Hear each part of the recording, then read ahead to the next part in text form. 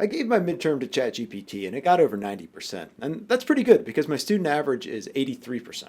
And I literally just copied and pasted all of the text and lumped it right into the box, and ChatGPT spit out really well organized and formatted answers, including for the multiple choice selections. So if you haven't fed your midterm to ChatGPT yet, you're probably thinking it can't be that good, but it is. It is that good. And I'm going to give you a few ideas for at least how to start thinking about how to deal with ChatGPT, at least in the context of giving your midterms. Our agenda, we'll give a quick intro. I'm going to give you 2 lazy hacks, 4 decent recommendations, or at least thought starters for you, a note of concern, ChatGPT is improving, and then my own experience with ChatGPT on my recent midterm.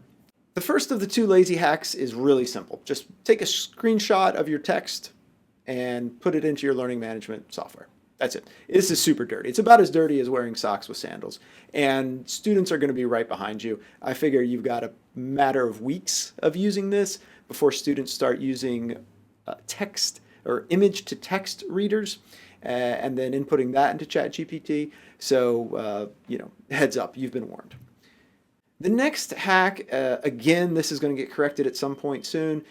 ChatGPT doesn't know anything after September of 2021, so I might use that in my class for merger and acquisition deals like Kroger and Albertsons that just happened or actually are in the process of happening right now.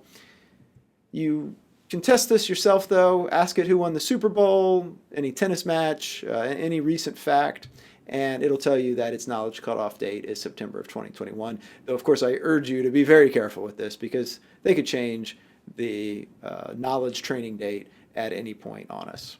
I've got 4 decent recommendations for you. They are overconfidence, using charts and graphs, using border case scenarios and nuance, and asking ChatGPT to comment on your work and then asking students to comment on ChatGPT's comments. I really think this last one is the future, and we'll get to that more in a second. If Quentin Tarantino and Ye West had a love child, I'm pretty sure it would be ChatGPT's ego. ChatGPT is incredibly overconfident. It will make the most asinine comments. When you call them on their BS, ChatGPT will respond and then absolutely double down on even more ludicrous asinine comments. It can be funny. It can be alarming. So I gave ChatGPT an assignment that we did in class. This is not an assignment that ChatGPT would have access to. And of course, that doesn't stop ChatGPT from trying to answer the question anyway, but poorly in this case, luckily for us. I asked students to explain how Walmart might have done something. And so the first thing ChatGPT tells me is to invest a significant portion of available cash in research and development. That is not at all the way Walmart works. Walmart works on engineering the company, especially logistics, to reduce costs. So doing something hoity-toity with research and development doesn't make sense. They talk about maintaining a competitive advantage. This sounds straight out of some, the BSer's guide to business jargon textbook. It then tells me to invest in marketing and advertising to increase brand awareness. Again, great news because Walmart spends less than 0.5% of revenue on marketing and brand awareness. They let their low prices do the talking for them. And then finally sell at a lower price point than competitors. This is okay advice, but the whole point is how you would get to this advice. You don't just lower prices, you have to engineer the company so that they can deliver on lower prices. So all in all, this is some atrocious bro logic, and I suspect that it shows a fundamental weakness for ChatGPT with respect to business, or at the very least business strategy, because so much of business strategy writing online is bullshit. So ChatGPT can't tell what's accurate, just what's popularly discussed online. So this is exploitable. It parrots common business writing practices full of jargon, tautological statements, and pat truisms, bro talk, if you will. The next recommendation is to use charts and graphs wherever possible. ChatGPT cannot read visual media.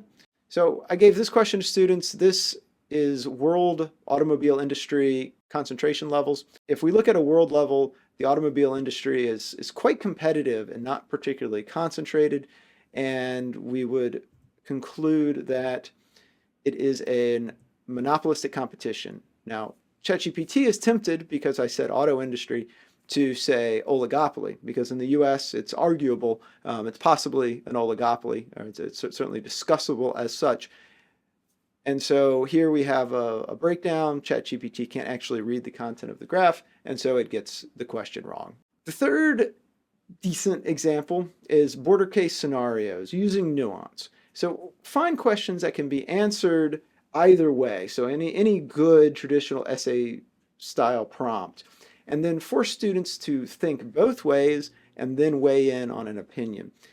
Students may be able to use ChatGPT to do this, but typically if it's well organized enough by you, students will have to actually understand what they're talking about to get ChatGPT to pump out the right information, to be able to shape both sides of the discussion, to be able to do so in a reasonable way, and then to provide an opinion, which ChatGPT doesn't like to do, could help get around the limitations of ChatGPT. So the example that I gave to students, or at least considered giving to students, was by giving them a borderline case scenario. I said, hey, look, if there's an industry out there and the largest 4 firms make up 60% of the industry, that's right on the border for what's usually considered an oligopoly or not. And then I anchor to ChatGPT. I say, hey, look, should you examine an oligopoly from the perspective of Coke and Pepsi? And that anchors in the text that Coke and Pepsi are a consumer products oligopoly. They have very high product differentiation. They compete on features. They don't compete a lot on price. And most notably, they have huge profit margins. So both Procter and Gamble and Unilever on the consumer CPG side, and Coke and Pepsi on the beverage side, have kind of fit into this particular type of oligopoly. On the other hand, we have a very different set of oligopolies where economies of scale are high and businesses tend to be large, but products aren't necessarily differentiated. So Exxon, Chevron, ConocoPhillips in the oil industry, and Southwest, Delta, American, United in the airline industry, both industries are oligopolies, but they have relatively low profit margins and relatively low levels of product differentiation. They do compete on price, and they retain some degree of market power based on their size. So what's interesting is how they use their market power. Now the fourth is the future, ChatGPT self-commentary. In this example, I asked students to take a simulation game that we did in class, and I asked, briefly describe how you would invest your money over the course of the game. What would your general investment strategy be over the 8 years of the simulation? What would your pricing strategy be over the 8 years? I then take that question prompt, I feed it into ChatGPT, I give the students the ChatGPT's response, and then I give them the new prompt, the real prompt. Your job is to critique, in less than 350 words, ChatGPT's strategy choices. Identify 3 flaws in ChatGPT's proposed strategy and explain how the flaws should be corrected. In this case, I identified at least 3 flaws, and I thought it'd be a good challenge for students to go back and look for those based on the course material. I really think this is the future of how people are going to use ChatGPT, not just in the real world, but also in academia. ChatGPT will do the legwork, and then students will become handlers or editors that are moderating how ChatGPT does its job, so to speak. Number 3, ChatGPT is improving. Ouch. So ChatGPT is getting stronger. I have been testing certain tricks, dirty tricks on ChatGPT over the past couple months. And one that I found that worked is calling a company by the wrong name. And so I will call a company, any random company, in this case, an electrical fixtures company, Apple Incorporated. And not 6 weeks ago, this would absolutely blow ChatGPT's little silicon brains, and all it could do is talk about Apple Incorporated, not this electrical company that I've named Apple Inc.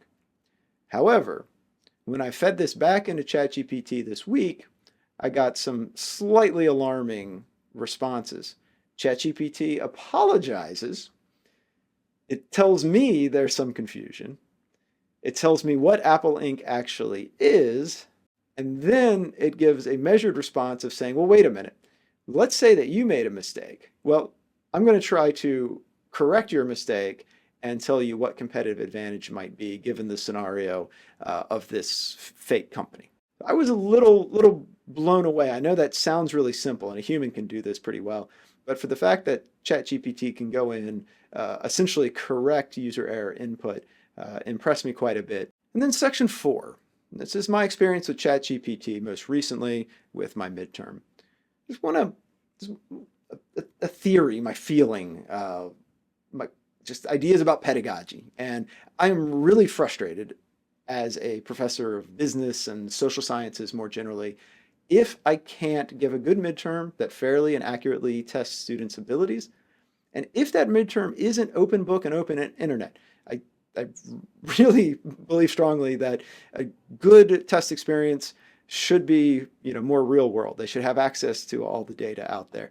And I struggle with this, of course. And in an ideal world, I don't want to give them a lockdown browser. So I know this is a tall order when handing out a midterm because I'm not naive.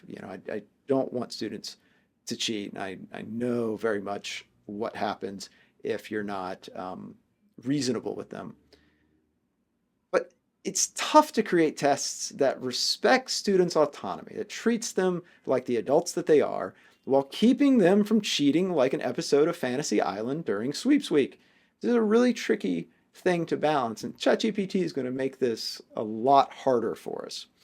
And so at this point, I'd actually written into my little video here that I was going to have a view of ChatGPT taking my entire midterm. It takes about 30-40 seconds for ChatGPT to process. It's quite interesting to watch it spit out the answers one by one. But I realize there's just enough intellectual property that I don't want it out on the internet right now. So we will have to set that aside for the time being. And this got me thinking, in terms of pedagogy, that we can go one of two ways. I still think that professors can get away with more security if your courses require you to do that. I think you can do lockdown browsers. I think you can hand out pen and paper. I do think there are still ways to, ensure that students are learning if that's the way your particular field commonly tests students. But I also think there's room for us to have a lot more creativity in how we approach questions, even if ChatGPT can write, honestly better than quite a few students, and certainly process information more quickly than a lot of our students. So please leave your thoughts and recommendations for how to deal with pedagogy in a post-ChatGPT world, and I'd love to hear from you. So thanks so much for watching.